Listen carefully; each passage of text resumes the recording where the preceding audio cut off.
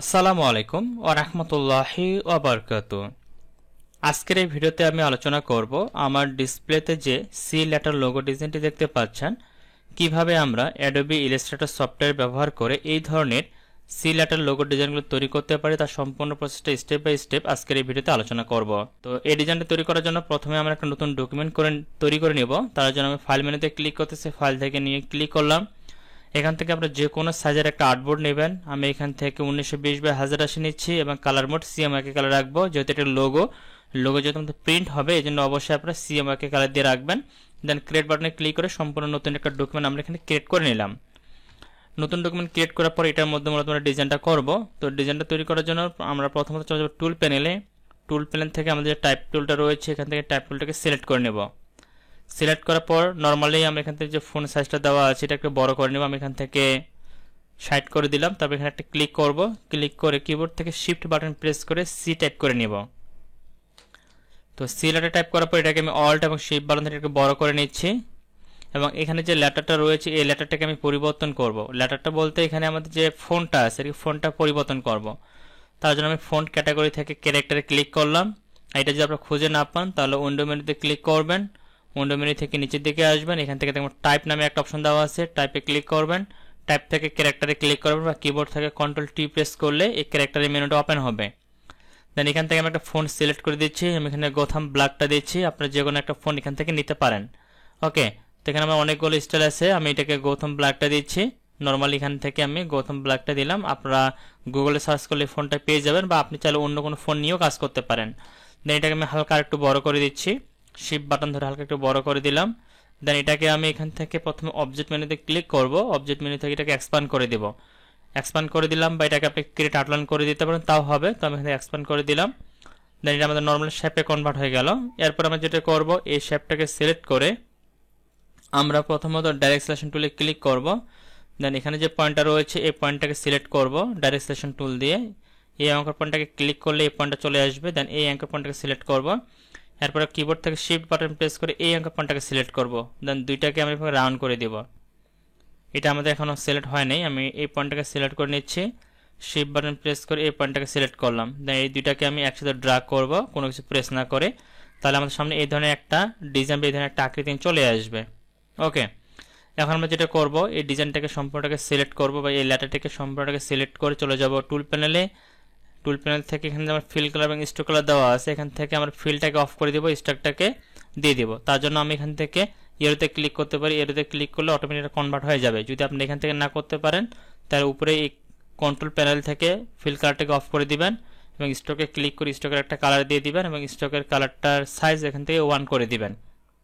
তাহলে আপনাদের সামনে এই ধরনের একটা শেপ কিন্তু তৈরি হয়ে যাবে। তারপর ডাইরেক্ট সিলেকশন টুলে ক্লিক করে দেখতে পাবেন এখানে কিন্তু আমাদের অনেকগুলো কিন্তু পয়েন্ট অ্যাড হয়ে যাবে। এখানে একটা অ্যাঙ্কর পয়েন্ট, এখানে একটা অ্যাঙ্কর পয়েন্ট, এখানে অ্যাঙ্কর পয়েন্ট, এখানে অ্যাঙ্কর পয়েন্ট। তো এগুলো নিয়ে এখন আমাদের কাজ করতে হবে, একটু মডিফাই করতে হবে আমাদের ডিজাইনটাকে সুন্দরভাবে লুক দেওয়ার জন্য। তার জন্য আমরা এখানে পেন টুলের সাহায্য নেব। তার জন্য আমি পেন টুলে ক্লিক করতেছি।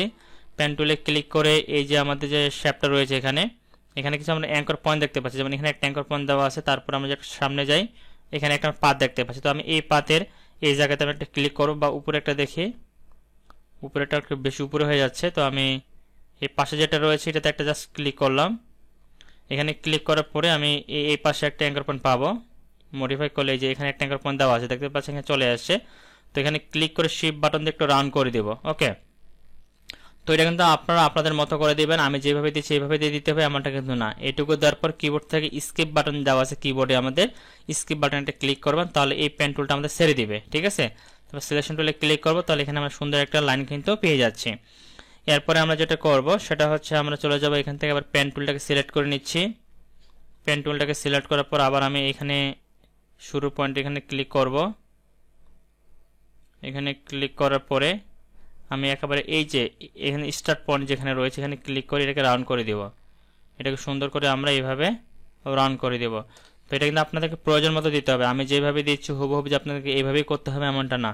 আপনারা পেন টুলে ব্যবহারগুলো যারা ভালো করে পারেন না, পেন টুলটা বেশি করে প্র্যাকটিস করবেন, তাহলে সুন্দরভাবে কিন্তু আউটপুটগুলো তৈরি করতে পারবেন। দেন আবার কিবোর্ড থেকে স্কেপ বাটন প্রেস করবেন, তাহলে এই পেনটা আবার ছেড়ে দিবে। এরপরে যেটা করব আমরা এটাকে আমি একটু সামনের দিকে মুভ করে নিয়ে আসি। আবার এখান থেকে আমরা পেন টুলে ক্লিক করব। পেন টুলে ক্লিক করার পর এখানে একটা মানে অ্যাঙ্কর পয়েন্ট দেখতে পাবো উপরের দিকে, এই যে এখানে একটা রয়েছে, তো আমি এখান থেকে নিচ্ছি না, একটু নিচের দিকে দেখি, নিচে আমাদের একটা থাকার কথা, এখানে একটা রয়েছে। আচ্ছা, আমি ডাইরেক্ট সিলেকশন টুল দিয়ে সিলেক্ট করে নেই, এখানে একটা রয়েছে, এখানে একটা রয়েছে, তো আমরা চাইলে এখান থেকে নিতে পারি। তো আমি এই জায়গা থেকে আমার পেন টুলের কাজটা করব, এখানে সিলেক্ট করলাম পেন টুলটাকে, তারপর এখানে যে অ্যাঙ্কর পয়েন্টটা রয়েছে এখানে একটা ক্লিক করলাম, ক্লিক করার পরে আমি এটাকে এ পর্যন্ত এটাকে সিলেক্ট করে এভাবে রাউন্ড করে দিচ্ছি।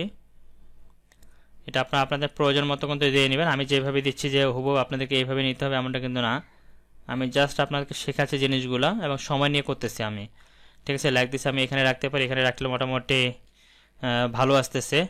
তো আমি এখান থেকে এটাকে আবার স্কিপ বাটন প্রেস করে ক্লিক করে দিলাম। তো তারপর এটাকে আমি এখানে ক্লোজ করে দেব। ক্লোজ করে দেওয়ার পর আবার আমরা এখান থেকে পেন টুলে ক্লিক করব।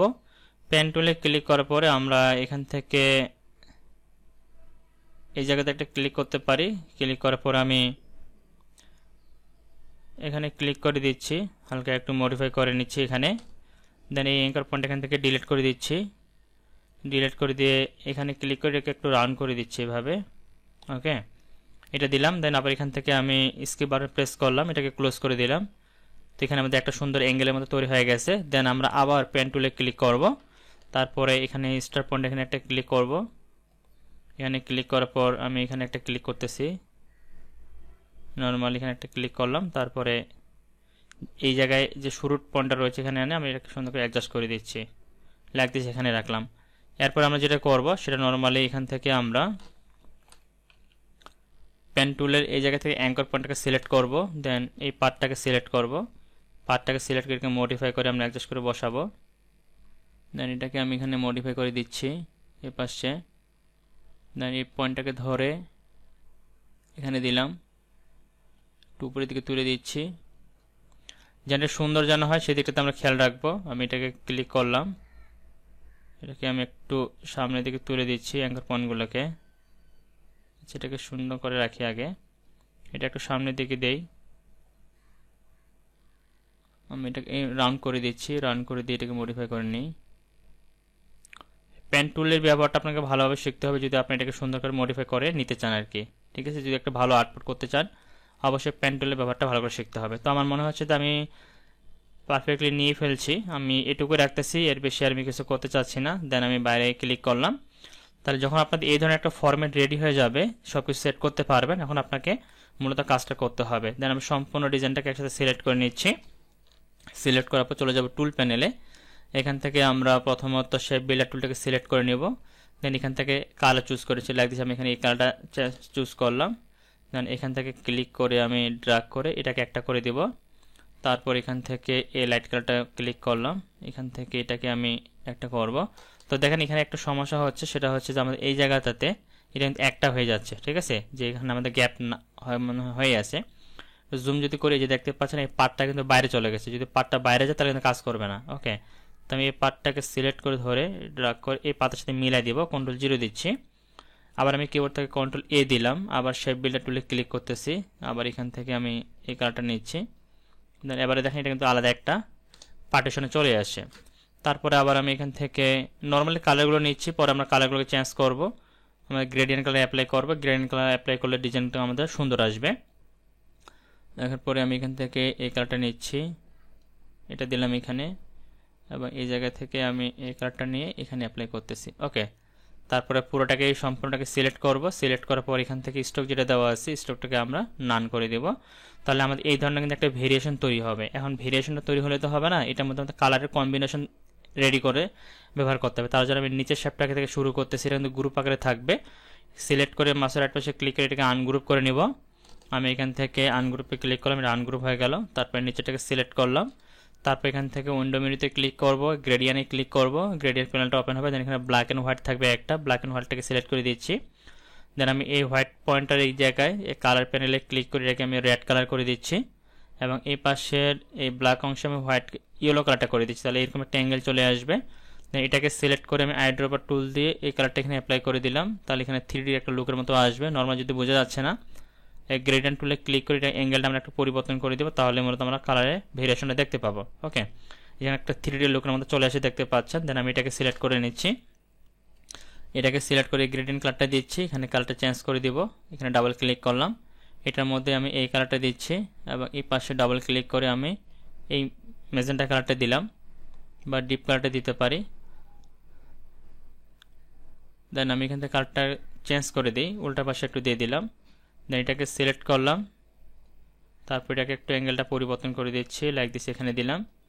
দেন এই শেপটাকে সিলেক্ট করে আইড্রপার টুল দিয়ে এই গ্রেডিয়েন্টটা অ্যাপ্লাই করে দিচ্ছি, তাহলে দেখতে পাচ্ছেন এখানে 3D একটা লুক কিন্তু চলে আসে। ওকে, এরপর আমরা এটাকে সিলেক্ট করব, এটাকে সিলেক্ট করার পরে এটারও কালারটা আমি চেঞ্জ করে দেব।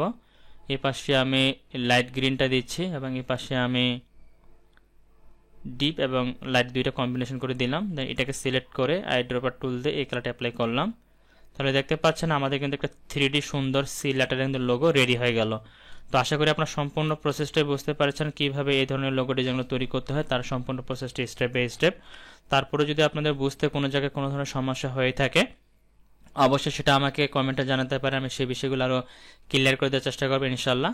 তো সকলে সুস্বাস্থ্য কামনা করে ভিডিওটি এখানে শেষ করতেছি। সবাই ভালো থাকবেন, সুস্থ থাকবেন, দেখাবেন নেক্সট ভিডিওতে। আল্লাহ হাফেজ।